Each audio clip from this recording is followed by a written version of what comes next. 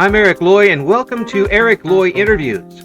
On this podcast, we talk to folks from the VTuber community about their channels, their talents, their stories, where they come from, and their plans for the future. Hi, Kurua. Why don't you introduce yourself? I am Kurua, the Fallen Angel VTuber. I've been streaming for like 3 months, so I'm still new to the stuff, but that's who I am. I'm just a VTuber. Yep. From the other side of the world from us. It's amazing to me with this format and with this medium that we can do this. When I first started back in radio, getting a hold of somebody on the other side of the planet was almost impossible, and certainly it would cost a lot of money For sure. with all the lines. But it is wonderful that not only do I get to do this with you, but while you're online and other folks are VTubing with other people, they get to participate with people that otherwise they wouldn't have even known existed. Yeah, and that's like good because it's like, especially nowadays, it's easy to connect with people across the globe with what technology we have right now. Yeah. So what do you like to do online? What do you want to do with your channel? I want to, because like the reason why I started VTubing was kind of like a path of self-discovery. Mm-hmm. And streaming was like a good like outlet for me to, I guess, just like enjoying myself in the chaotic world we live in. So I just want to play some games and have some fun with everyone who's watching. Yeah, I there's some folks who do that, get on and figure out who they are, and this way they kind of get to do that without showing too much of who they are. Oh yeah, for sure. Yeah, And with the whole VTubing thing as well is it can be like separate to, life, in the outside world and life in the online world and all that stuff. Yeah. How much do you keep that apart from the online? How much of the online Kurua is you? I would say 75-80% of me is like the online me, but obviously online you gotta be entertaining, exciting. You can't really be like monotone and like dead inside type of feel. Yeah.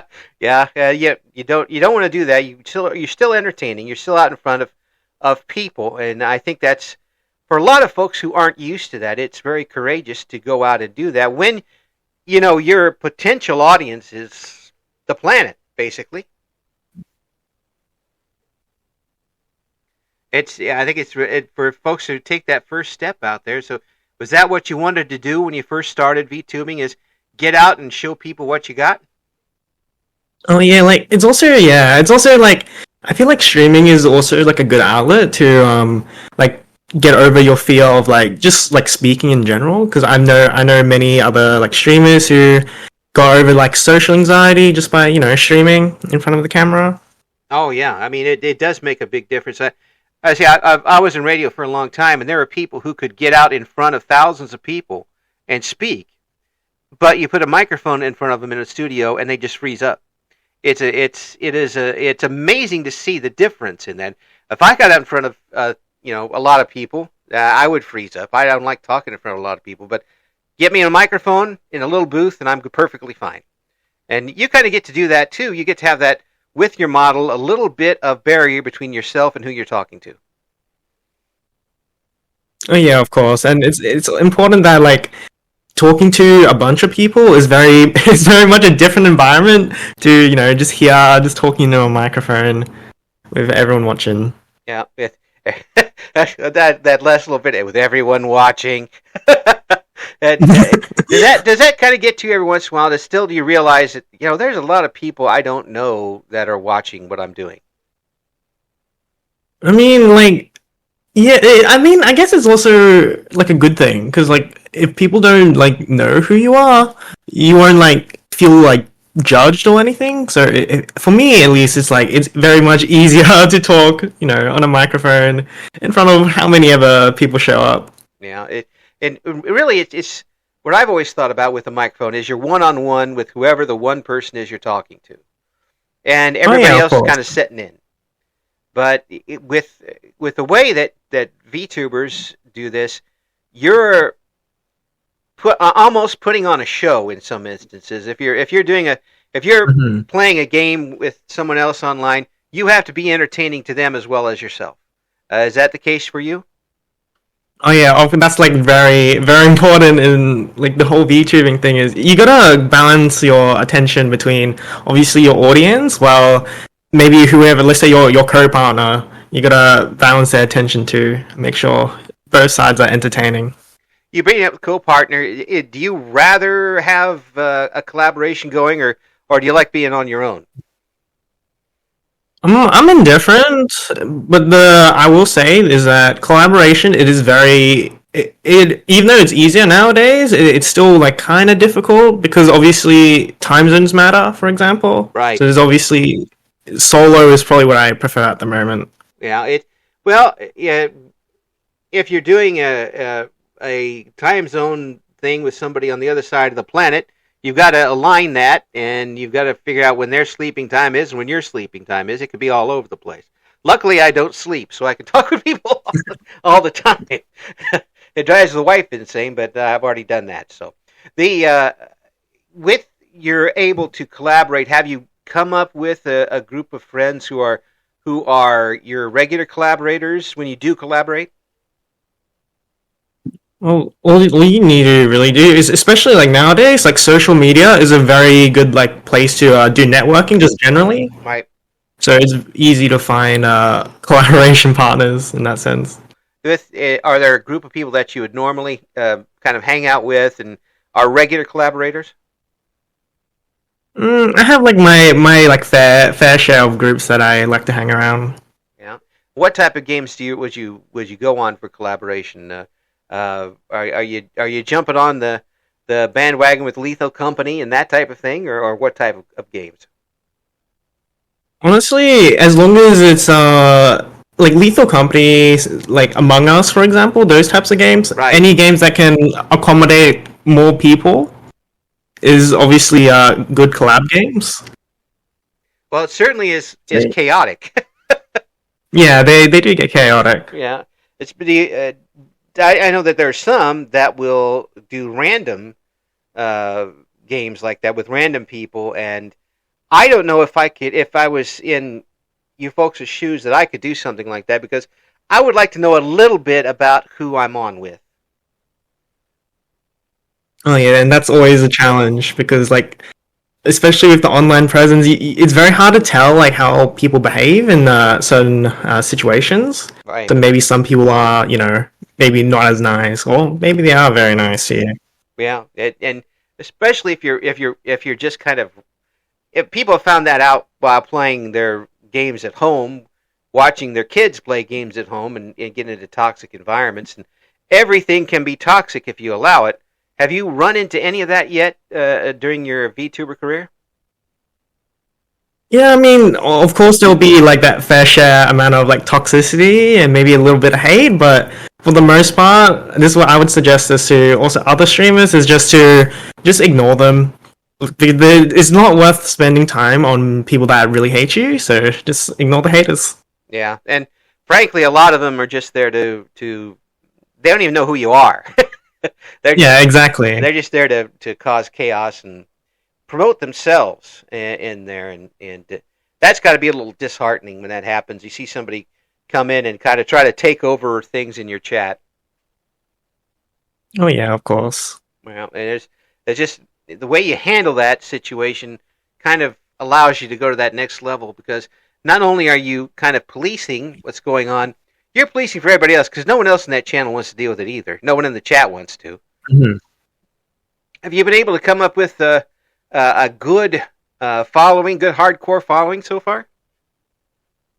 Uh, Part of because I'm like a very new streamer Yeah. because I only started learning to stream like 3 months ago. Right. So I'm trying to currently have a following that's increasing, which is good. Yeah. But I'm still in that self discovery phase of how I'm gonna like work my channel across like what games or what genre, that type of stuff.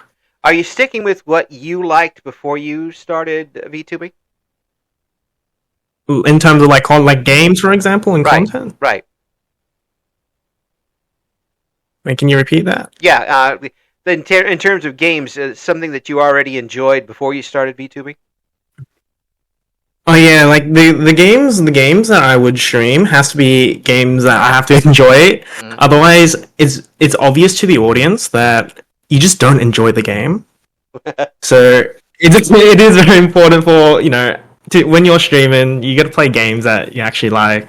Yeah, I've seen a few folks who try to put up a good face and a good voice while they're doing, but you can tell that they're just slogging Yeah, of through it, course. and they're just there because everybody else is playing that certain game, and that's something that I think that VTubers need to watch out for because let's say uh, VTuber X plays Hmm. game Y and everybody else is playing game Y at the same time.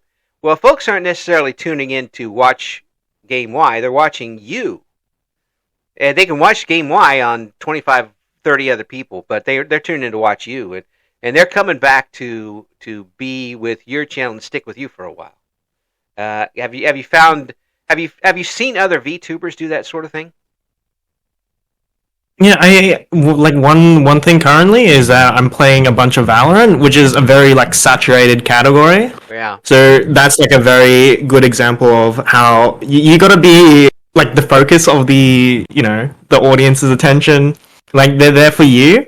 Okay, maybe some are there for like the game, but they're mostly there for you.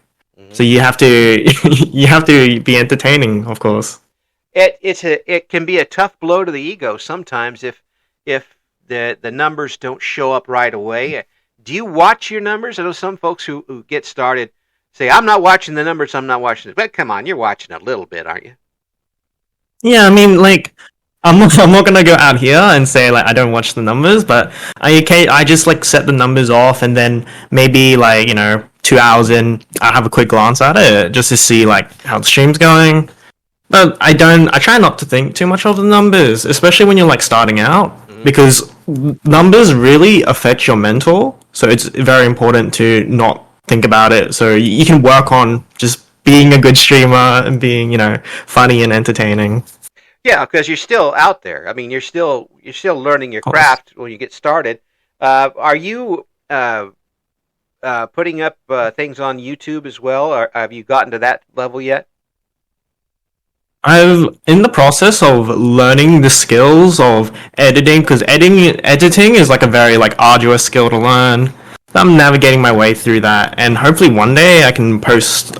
Obviously, the like to grow your channel, you should diversify your social media platforms and post content.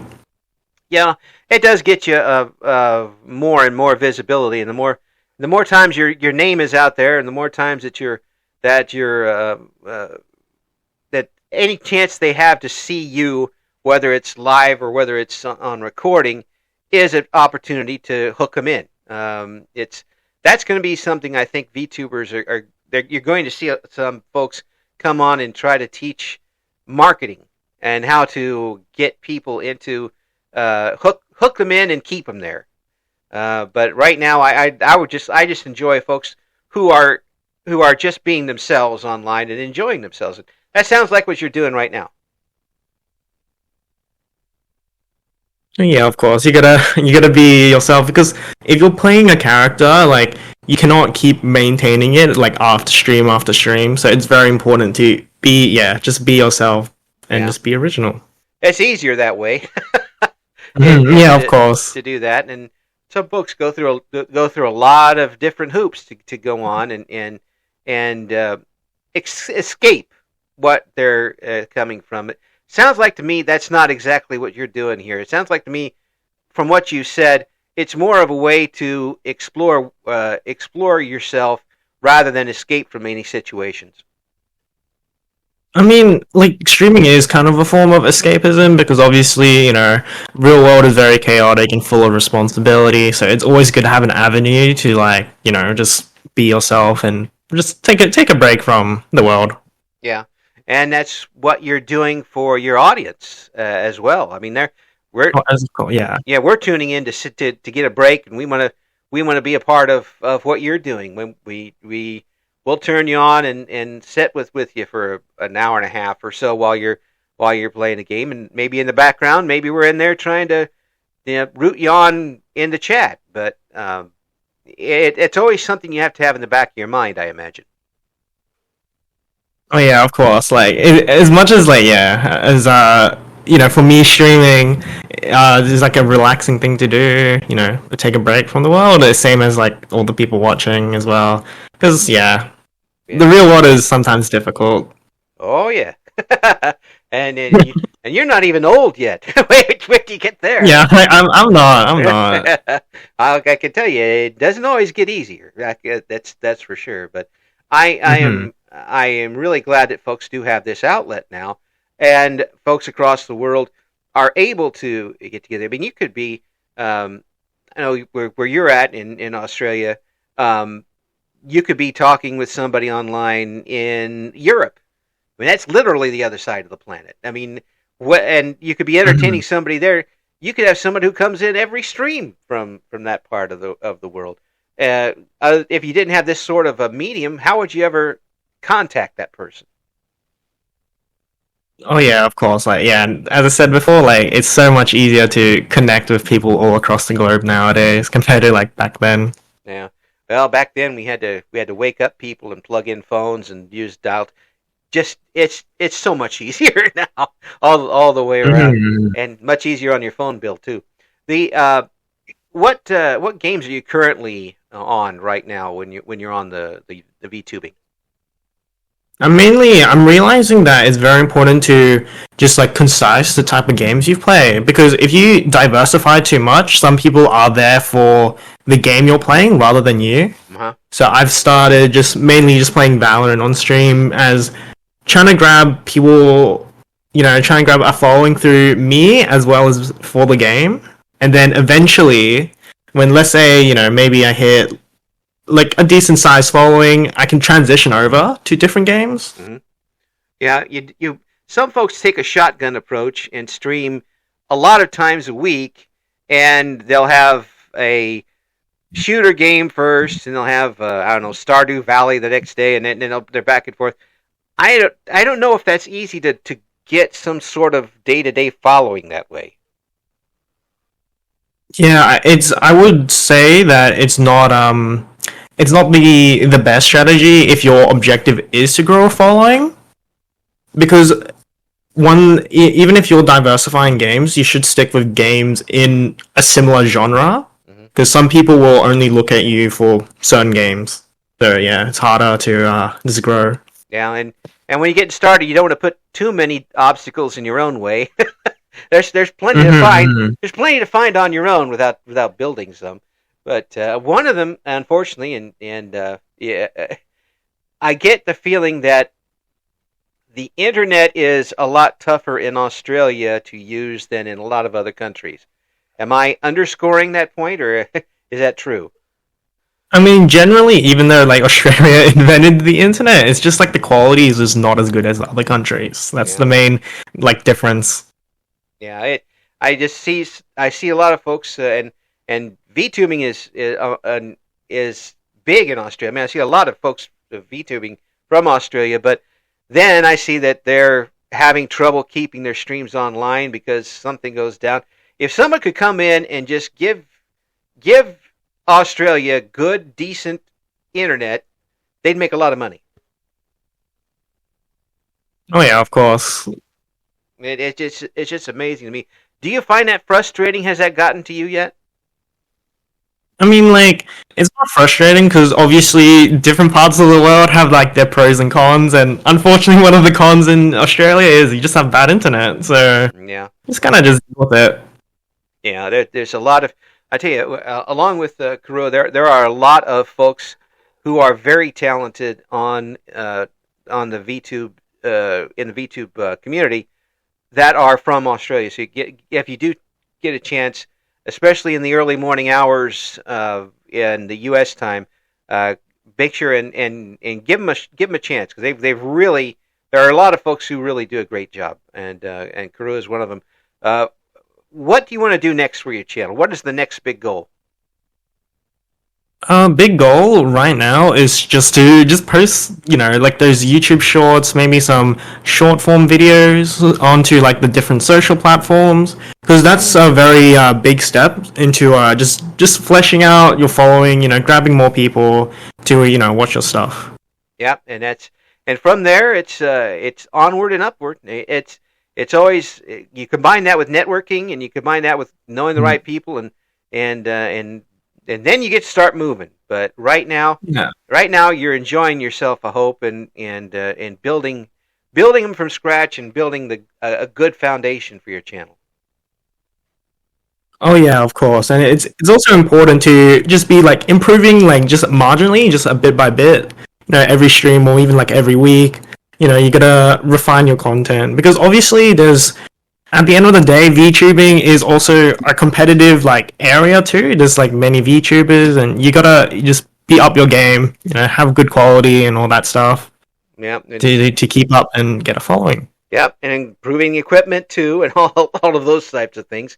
There's always something to improve, but it's always good to be able to talk with folks who have gotten started and folks who have gotten a good perspective of what's going on. And I think I do believe, Kurua, you've got a good perspective on it, and you've got a good start. Mm-hmm. I really appreciate you coming on. 20 minutes gone by very quickly with you, and and I do appreciate this. For folks who want to check out what you've been doing, let the folks know how to get to what you got.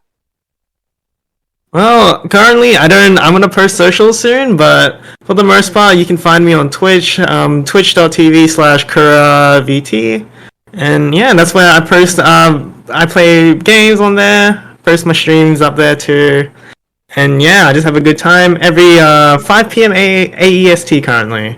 You can catch me there. That's Australian Eastern Time, not US. If you try Yeah, US, AEST, yes, Australian Eastern Time. if you try US, you're going to be finding yourself about 18 hours yeah. off.